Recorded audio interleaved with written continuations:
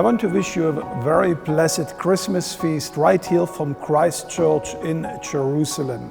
And let me read you a passage that is read all over the world during those Christmas holidays. Isaiah chapter 7, verse 14, we read, "Therefore the Lord himself, he will give you a sign. Behold, the virgin shall conceive and bear a son, and shall call his name Emmanuel." The context of this passage is that Israel was in a national crisis. Isaiah the prophet was meeting with the king of Israel because the brother nation of Israel in the north, the northern kingdom, allied themselves with one of the enemy of Israel, the Syrian Empire. And they were just about to attack the city of Jerusalem. And the king was requesting a sign from the prophet. He says, "How do I know that God is going to help me?" And then the prophet gives him this most unusual sign that any king could receive at that time. He says, "God is going to give you a sign of his deliverance, and this will be that a child will be born in your empire."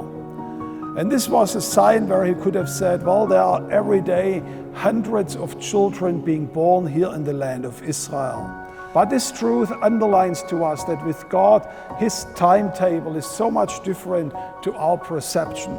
It wasn't an immediate help that God would give to the king, but he says, "I'm going to lay a seed for the future. There will be a little child that will be born that is going to change the history of your nation forever." And I want to encourage all the mothers today on this Christmas day, maybe in the midst of this chaotic time of COVID-19 and lockdowns, you might be wondering if this wasn't a mistake to bring forth another child, to add another member to the family. And I want to encourage you that it was in darkest times of history where people brought forth children that changed the world forever. It was in a time of crisis when Moses was born. And I'm reminded on Susanna Wesley, a woman which was living in one of the darkest hours of the United Kingdom's history. And she brought forth two wonderful sons, Charles and John Wesley, that would change the fate of the nation forever. And this child that was prophesied here was a very special child. His name was called Emmanuel.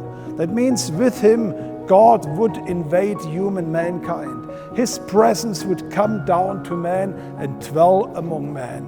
Just 2 chapters later, Isaiah the prophet repeats that same vision. In the same context, a national disaster is looming over Israel, and he says, "But behold, a child is given, a son is born. He is the one who will sit on the throne of David. His name is the Prince of Peace, the everlasting Father, the mighty God." And this child that was born 2,000 years ago in Israel, in Bethlehem, is the solution for human mankind's problems. He's the solution for your problem. And I want to encourage you on this Christmas days that if you never have done this, invite him into your own life. He is the one who will be Emmanuel for you. He will be the one who will bring the presence of God right into your own personal life. And finally, the name Emmanuel, God with us, it's also an encouragement for all of us who believe, because the Bible tells us that Christ through faith lives right within us. That means wherever we go, we carry Jesus with us. We become Emmanuel for the people around us. And I pray that even in this chaotic time of COVID, of lockdowns, of restrictions, of financial insecurity, that God might allow you to become Emmanuel for the people around you. That people can see Christ in you. That people can see that hope and that peace that this world is needing so much.